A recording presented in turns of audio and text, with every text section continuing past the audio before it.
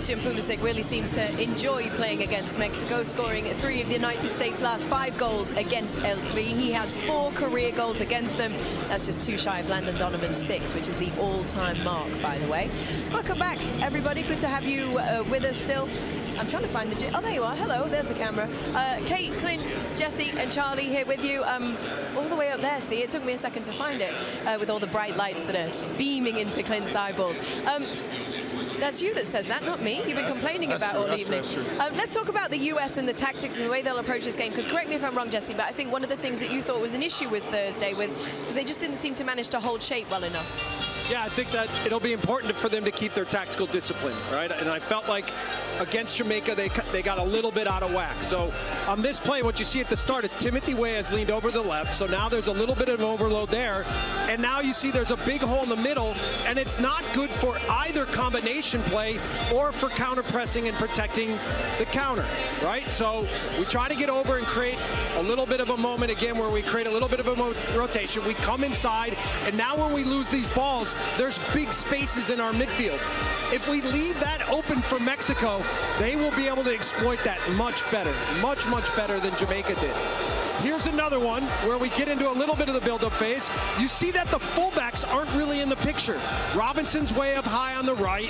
We don't really have an option with Scally on the left. Now, Weston McKennie turns into the midfield, and he needs to have options to play forward through the midfield, through line, so that we can break him down. And when he doesn't, he gets picked off, and they get Jamaica out on the counter. Here's first half. McKennie's playing as a 6th defensive midfielder. So is Musa. They lose the ball. There's a huge hole in the middle, and that sets up for the opponent to get on the counter. And again, think about Mexico. Think about their midfielders. Think about their fast attacking players being able to get out on the run and cause us trouble, and leaving our 2 center backs often in 2v2. Now, here's the second half. That's Gio Reyna and Tyler Adams, more in the defensive midfielder. The fullbacks are in good position. The team's holding their shape. We're trying to make little movements. And if we lose the ball, we're all available. The net is tight. Their closeness with each other means we can counter-press, win it back, and this can be a way to break down the opponent. From counter-pressing, we win the game. Now we get out on the counter, and we're a little bit unlucky not to come away with more. Here again, Reyna and Tyler winning this ball, looking to play forward. Pulisic loses it. There's Gio Reyna in the 6th position, counter presses, sees a little action with Haji right ahead of him, and that's how they get the 2nd goal. So again, the structure is important for the in-possession tactics and the ideas of where they're going to play next, but maybe even more importantly, that we're not all spread out so that if we lose the ball, it sends Mexico out on the counter. Any thoughts? Yeah, to realize that earlier in the match, if you see a team that's sitting down in a low block, then you have to adjust. And those adjustments can't come after a goal has already been scored on you. So can Greg see that if Mexico do change and they sit back and they try and make it difficult, then to come down with 2 to open up a little bit more space? Clint? No, I agree.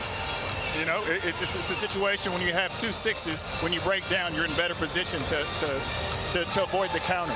And you get on the ball, there's more space in the middle, because sometimes it's almost like gets a little bit too congested, and sometimes everybody seems to be in a line. And when it breaks down, you got that counter attack like you talked about. Yep. And Mexico will expose us if we don't get that right. And again, we didn't really have a natural 6 against Jamaica.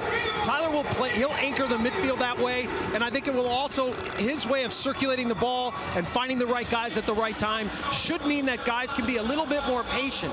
Everyone in front of them should be able to position themselves to think, all right, when Tyler gets the ball, I want to be available so he can play through lines, and then we can play little combinations and look to penetrate behind Mexico.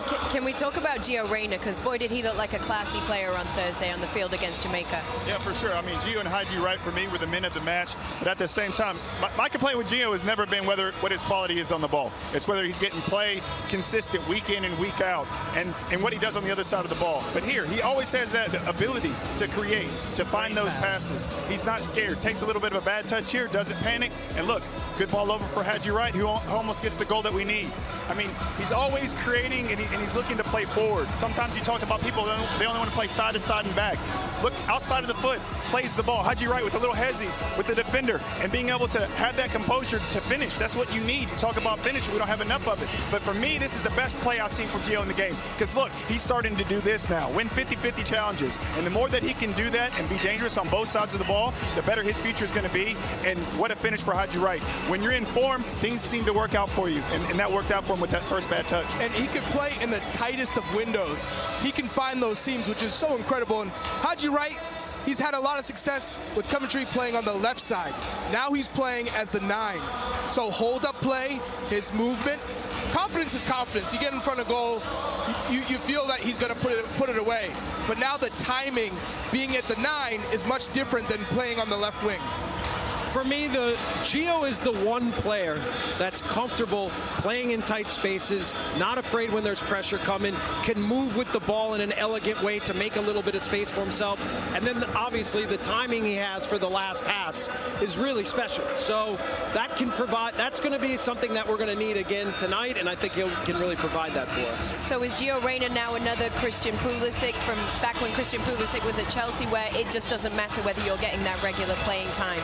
You should be a shoe-in for the national team. As long as the performance stay like this and they're consistent, then he's going to find himself on the pitch. But as soon as that level drops, and it eventually does because you get out of rhythm, if you're not playing for a long period of time, no matter what, you can't go 3 months without playing and all of a sudden step up with the national team. But also you got to look at the situation. Christian was at Chelsea, and the competition you have for spots is a little bit different than Nottingham Forest. No diss against Nottingham Forest. They're a good team and they have good attacking players. But he needs to figure out he needs to figure out a way to play more regularly, because the team that Christian was on, they won Champions League. Okay, fair. We talked a lot about the United States, so obviously Mexico. I'd like to touch on them as well. What should we be expecting to see from them, Charlie? How will they approach the game? Well, aggressive, intensity at its peak, because you got to close down the Mexican players. We saw against Jamaica, they're a little bit slow. They gave too much space and allowed Jamaica to play in certain cases. Here, instant pressure, and then you got to be a little bit more direct. They have to bring this crowd into the match. So I think for the first 5, 10, 15 They won't have minutes, to try very hard, will they? Well, but I mean, they want to be aggressive. They don't want to go down. They don't want to allow the U.S. to feel like they're coming into the game. They have to be on top of the game. They have to be putting pressure. They have to be more direct. They have to be vertical. They have to use the crowd as a big advantage. And use it to the right way. You look at the last CONCACAF Nations League semifinal that they had against each other. There were some red cards there. You got to be able to be smart and don't put your team down with getting a dumb red card. And to build off that, physicality, Mexico's going to bring that. Going to try and slow the game down. Foul, being physical, and having the right reactions to those fouls is going to be key. It's difficult to do, isn't it? Hey. You're preaching to the choir here. Very difficult. Oh, listen, what an atmosphere this is, by the way. This is special. This is great. It's fun to see this stadium so full. I love this moment right before the game, and you're walking out and you can feel the anticipation of the crowd, the energy.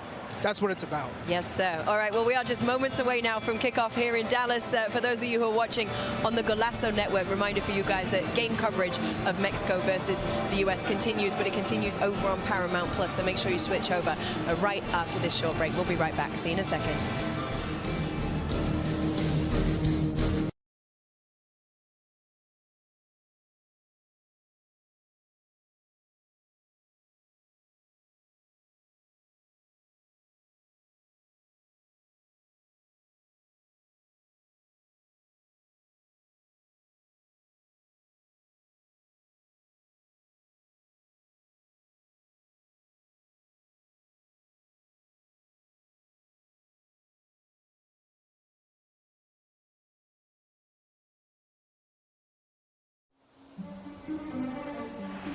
These two teams back in the Nations League final. This time the build-up, the anticipation, a little bit different.